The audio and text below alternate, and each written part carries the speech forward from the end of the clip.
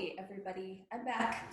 I hope that you have already watched the story of money so that you are familiar with the history of how we came to value these little pieces of metal and paper as our currency. And now I'm here to talk to you about counting money.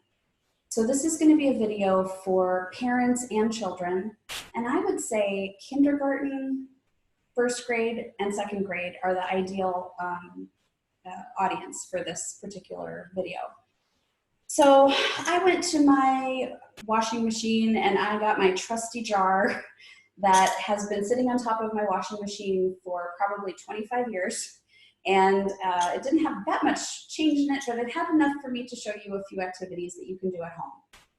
Now, one of the difficulties with presenting this to you at this particular point in time is that money tends to be one of the dirtier objects that we handle, because if you think about it, it passes from hand to hand to hand. It goes into the cash register.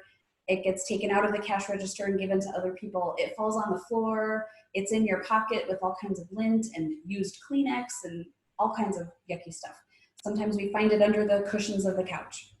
So money, before we practice with money, needs to be cleaned. And I really do recommend, if possible, that all of your practice with money happens with real coins. Because with young children, it's really important that they are able to recognize these coins as the same ones that are used out in the world.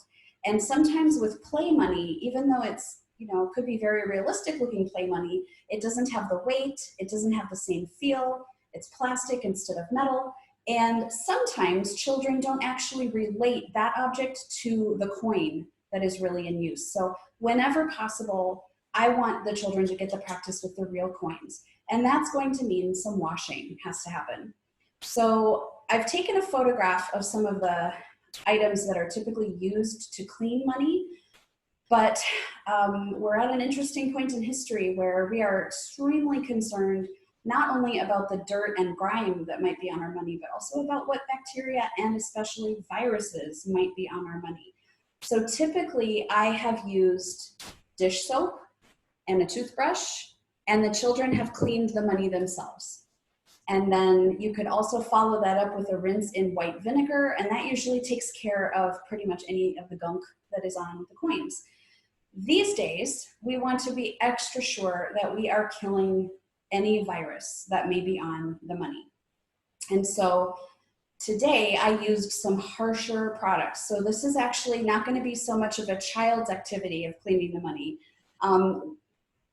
Well, let me preface that by saying a child is absolutely capable of taking a little bit of Dawn dish soap or any kind of dish soap that you use and put it in a little bowl of water and get an old toothbrush and scrub away.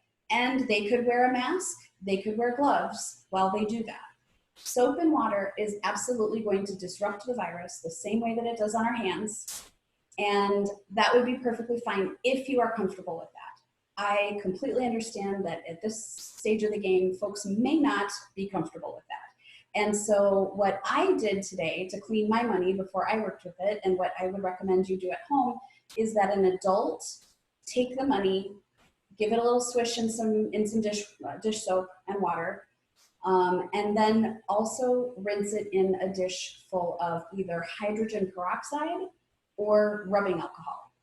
And let it soak and swish around in there quite a bit, and then rinse it off with some hot water, and you are good to go. So this may be a 2-day project. The first day may be about cleaning the money, because we want to make sure it's very dry before we start to work with it. So you can just lay it out on a dish towel and let it dry overnight, and then tomorrow you can start your money counting exercises. Okay, so I'm back and I've reset my camera so that I can talk to you about one of the very first steps that you're going to want to take when you are teaching students about money, and that is to give the names of the coins. And what I'm going to show you is called a 3-period lesson, or a name lesson, and you have probably seen those lessons given in your primary classrooms many, many times. We use them a lot in Montessori. And so the way that that would work is, first of all, I'm going to be giving the names of these 4 coins here. And I don't want to give them all at once. I want to start with just 2. And maybe before I start, I should talk a little bit about what some of the difficulties are for children when they are learning to use coins. Coins don't really make a ton of sense in how they are designed. They are not straightforward the way that, for example, our golden beads are very straightforward. All of the beads are the same color. They are the same size. You put 10 of them together, you get a bar. You put 10 of those bars together, you get a square. You put 10 of those squares together, you get a cube. Our money system does not exactly, it's not neat and tidy like our decimal system. And so we have coins that are different colors. So that's a little tricky. We have a nickel, which is larger than a dime, which is worth twice what a nickel is worth. That tends to present a challenge for folks to understand. And then we have our quarter, which we had that wonderful project to make all the quarters have different US states on them, which is super fun. And an older child can have a great time searching for a state quarter. However, for a very young child learning about money for the first time, it can be really confusing to have multiple quarters with all different pictures on them. So you are going to want to spend quite a bit of time on this. And so what I like to do is I like to start with 2 coins. It doesn't have to be the penny and the nickel, but that's a great place to start. It can be any 2. And here's how I would give a 3-period lesson. So the first period of the lesson is where I give the name. This is a penny. This is a nickel. This is a penny. This is a nickel. So that's the first period. The second period, which you'll move to pretty quickly, is, ooh, can you tell me which one is the penny? Yeah, you got it. Can you tell me which one is the nickel? Ooh, yeah, you got it. Ooh, can you put the nickel right here? Can you put the penny right here? Ooh, which one's the nickel? Yeah, which one's the penny? Yeah. Do a lot of that. And in your house, you can say, take the nickel and put it on the kitchen counter. Take the penny, put it on the sofa. Take the nickel, put it on the dog. You can have a lot of fun with this. You want to stretch that second period out as long as you can. You'll know if your child is ready to move on. But that second period is really where these names get sort of solidified for them, okay? The third period of the lesson is simply, what is this coin called? A penny, yeah. What is this coin called? A nickel. Great. Okay, when they know these consistently, we can add in another one. This is a dime. This is a penny. This is a nickel. This is a dime. Which one is the nickel? Ooh, which one is the penny? Yep, which one is the dime? Can you put the penny here? Can you put the nickel here? Can you put the dime behind your back? Okay, so you're going to play a lot of games again with the 3 now. And when you are sure that they've got those 3, you're going to add in that quarter and do the whole thing again. And keep it fun. Have them chasing all over the place to place those coins in different parts of the house and then go collect them again. And I started with the name of the coin. Penny, put them in order. Penny, nickel, dime, quarter. I didn't say anything yet about the value. So when they've got the names really solid, you can do the same process, only now you're going to be talking about the value. Let's say I start with these two, because these are the tough ones. This is a nickel. A nickel is worth 5 cents. This is the dime. A dime is worth 10 cents. You want to play a lot of games with that before you go on to too much counting or trying to trade in. We're going to get there. So the next stage that I would recommend is to do a sorting activity. And so I just have some cups here that I happen to have laying around. You can use any kind of receptacle. And I'm going to make some labels. I just used some Post-it notes to make some labels. I decided to go with both the name and the value, but if you feel that your child needs a little more practice with one or the other, you could just put the name or just put the value. And then you're gonna get a collection of coins together, and they're just gonna sort. Looks like I have a dime here with the dimes. Looks like I have a quarter here. Okay, and you can start them off and then you can step away and let them keep going, especially if you start them off with one in the cup already, then they've got one to compare it with. So if they do happen to have, oh, see, perfect. So I have a Georgia State quarter here. I don't know if you can see that. And I have a regular old, good old fashioned quarter here. But you can explain to them that they just have to compare, and they've done this in class. They know about congruency. If they are congruent, then they're both quarters. Looks like I have a nickel here. And pennies are the easiest one. Okay, so get the whole, I don't have nearly enough in here. I would fill this, I would get the whole jar of coins and sort. This is going to be an excellent activity. This is where they are applying what they have learned through those name lessons.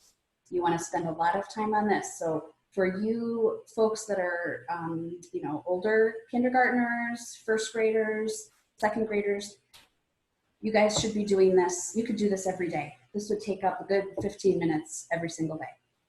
So that is the sorting activity. One more thing about sorting. I started with them in order of their value, and I did that purposely because I want them to start to get the sense that this would be the order, going from least to greatest value. But there's absolutely, if you want to keep the sorting activity fun, you can keep changing it up and just put them kind of all over the place. And you can spread this out. You could put the nickels on the kitchen counter, put the dimes on the coffee table in the living room, put the pennies in the bedroom on a dresser, and put the quarters in the bathroom. And that will really make them think. Keep the stash of coins in the central location, and then they have to pick a coin, decide what it is, and then go, this one would have to go to the bathroom to put it away. That is some exercise along with their counting. So we utilize that a lot in the classroom. Keep them running around. So now I want to talk about skipped counting, which is an important ability for a child to be able to have before they try to count money. And we practice skip counting in the elementary, well, both in the primary and the elementary, using our bead chains. And so there's a lot of experience with skip counting, but they may not recognize that they can do that yet until they've had a little more practice, and then they can apply it to the money. So I think the easiest way for you to practice, because I'm assuming you don't have a bead cabinet at your house, the easiest way to practice skip counting at home is going to be by using a hundreds chart. And so I found this one online. I will make it available to people, but it's just a 10 by 10 grid. So it's easy to make if you have Excel, or even in Word, just make a table. Or just get a ruler. The children could probably make them on paper with a ruler and a pencil.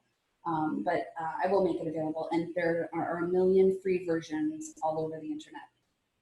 Plus, a lot of suggestions for activities for skip counting all over the internet as well. But this is the one that I grabbed for the purposes of our lesson today. And it's just a blank chart that the child can start to fill in, starting with 1, counting all the way across to 10, and then 11, 12, 13. And it would look like this when it's finished. So that will take them a good 10 minutes to fill in. And then once they've filled in their 100 chart, you can decide on a denomination that you want to practice. So if you want to practice pennies, I can put my pencils down because we don't need to do any coloring if we're practicing pennies. We can just talk about, remember that the penny is 1 cent. So every square is going to get, ooh, these are very shiny pennies. I did a good job cleaning these. That one, not so much.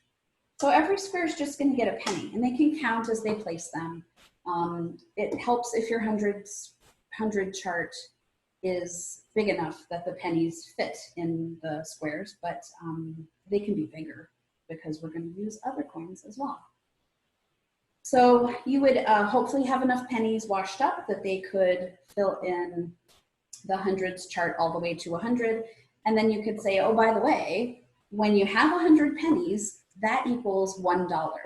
And be prepared for them to be astonished that it took all of those pennies to make $1, because they know $1 is not, these days, a lot of money. So that's the easy start. Then let's say we want to do nickels. So I have picked out some colored pencils here. I purposely chose colors that do not correspond to our bead frame and stamp game and checkerboard. So you know from your parent nights that in the stamp game and the bead frame and the checkerboard, units are green, tens are blue, hundreds are red. I do not want this work to confuse a child who is still using those colors as an aid for understanding the categories of the decimal system. So I want to keep this very separate. So I have chosen purple, pink, yellow, and orange so that we're not confusing these with units, tens, hundreds, and thousands. So we can just pick a color. I think I will choose purple because it'll stand out really well on the camera for you. And we're going to say to the child, well, here I have a nickel. And you remember a nickel is 5 cents. So I need to practice, or we need to practice, counting by fives. Fives should be the easiest one because we've been doing a lot of work with time also. And so everybody's been skip counting by fives a lot. But so what we would do is we would start with the chart and we would count 1, 2, 3, 4, 5.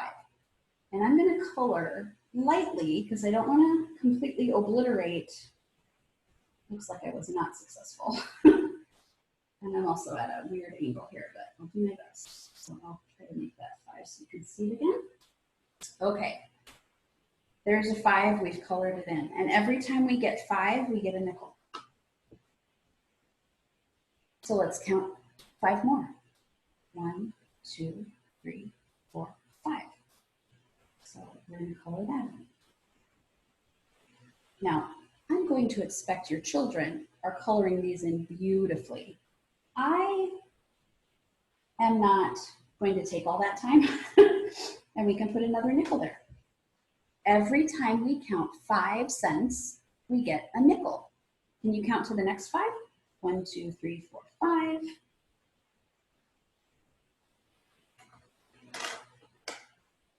1, 2, 3, 4, 5. And so on. So what this is showing them is it's reinforcing that a nickel is worth 5 cents. They are also getting an impression because they've done the exercise with the pennies. Oh, remember it took 1, 2, 3, 4, 5 pennies, but now we just have 1 nickel here. So that impression is starting to form. And then you can practice the skip counting.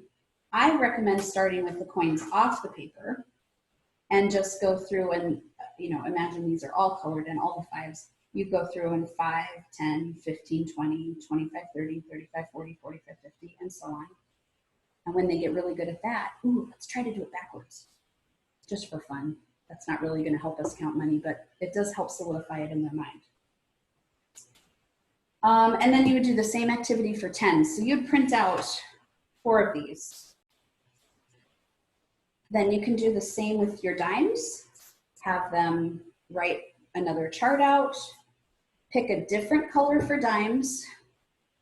You'd be coloring in all the 10s and then placing the dimes. And we get a new impression. Now we get an impression that it took 1, 2, 3, 4, 5, 6, 7, 8, 9, 10 pennies, but it only takes 1 dime.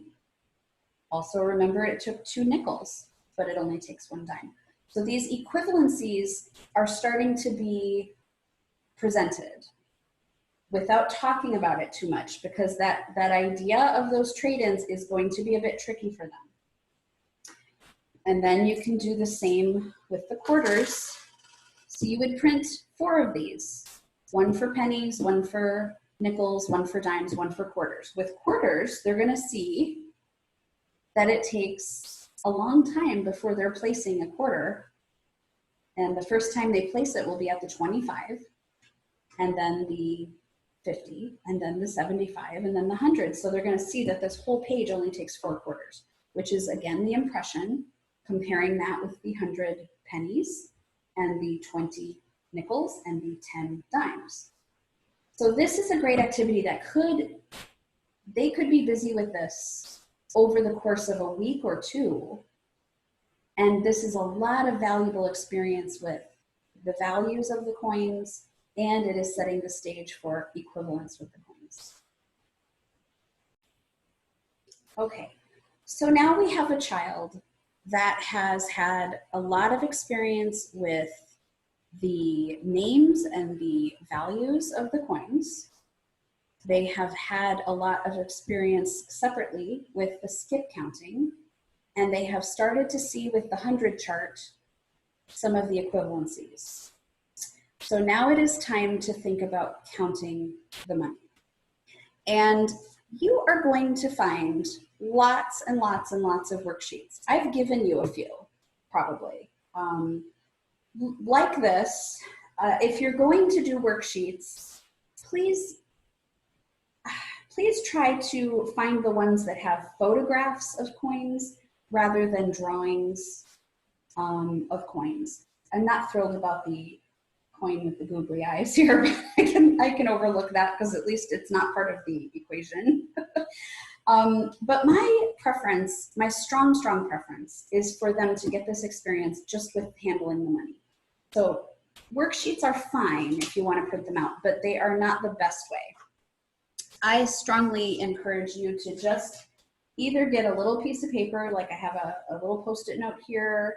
You could get a larger piece of paper, a piece of scrap paper, anything you want, or a bowl, but a flat surface is nice, a plate. Paper plate is perfect. And just start out by just grab a handful and start with one denomination at a time and put it on isolate it. In the classroom, this is what we use all those little felt mats for, to isolate the quantity from the mess that you have on the table. And ask the child to count that up. And they may need help at first. Oh, well, we have pennies here. Do you remember how much a penny is worth? 1 cent, that's right. So we're just gonna count by ones. 1, 2, 3, 4, 5, 6. Here we had 6 cents. And then you could give them a turn to count the same 6, or if they're ready for more, you could say, here's a few more. Here's a different amount. how much do we have now? And give them a few. This is a great thing for an older sibling to help a younger sibling with. Do that with one denomination at a time. And when they're getting really good at counting their pennies, their nickels, their dimes, and their quarters, then you can mix them up and actually give them a different mix. So here I have 2 nickels and 2 pennies. I think it might be hard for you to see. I'm sorry about that. So how would we count this up? Well, I think it might be easiest if we start with our larger denomination, because remember, how much is a nickel worth? Yeah, 5 cents. And you've been practicing counting by fives. So we could count 5, 10. So that makes 10. And we know these are worth 1. So we have 10. 1 more makes 11, 12. So here we have 12 cents. Let's do another one.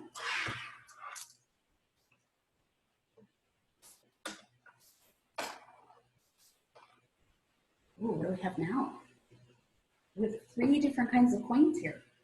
So, which one's worth the most? Yeah, you remember that even though it's the smallest, it is actually worth the most of what's on the paper here.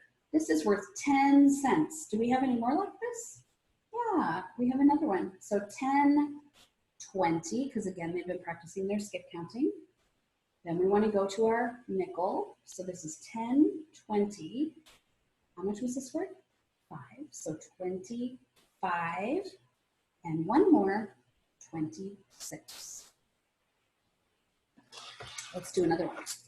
You just keep going like that. Start small. You'll notice I'm not going crazy here. Start small. Eventually, you'll be able to make it a little more challenging and a little more challenging. And after a lot of that practice is when I would start talking about equivalencies. And you could get the 100 chart back out and review that with them. Let's count our pennies and of course have them write the numbers in.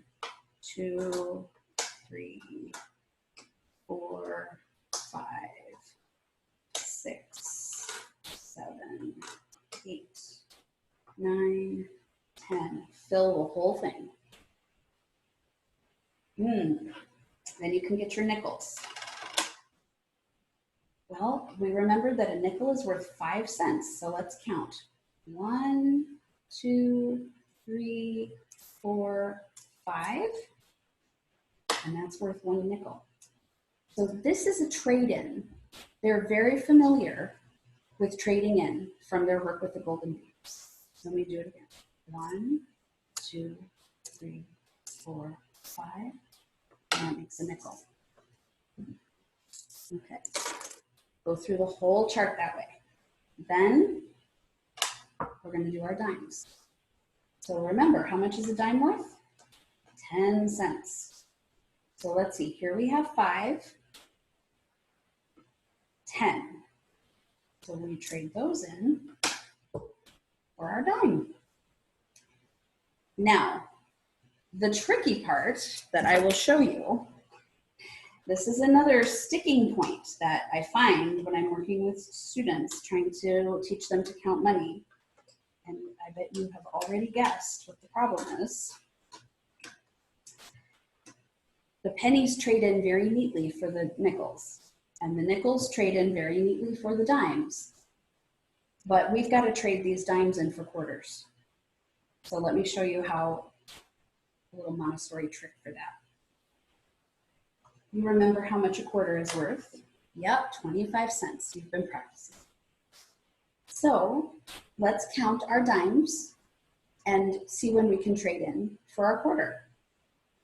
So I have 10, 20. Uh-oh. This is 30. I needed to trade in at 25. What could I do? And because you have Montessori children, they are likely to say, oh, I could trade my dime in for 2 nickels. If they don't suggest it, you can. So now I can count to 25. Here's 10, 20, and 5. And remember, you're going to use a chart that has numbers on it, so this will actually say 25. And that is where, oops, lost my place. That is where my quarter can go, my first quarter. Okay, well now I have a 5 here. 5 plus 10, that's 15, plus another dime makes 20, 25. So I have a place for another quarter right here. And you carry on that way. 10, 20. Oh, right, I'm gonna trade this in for my 2 nickels. So now I can count 10, 20, and remember you're following the numbers to 25.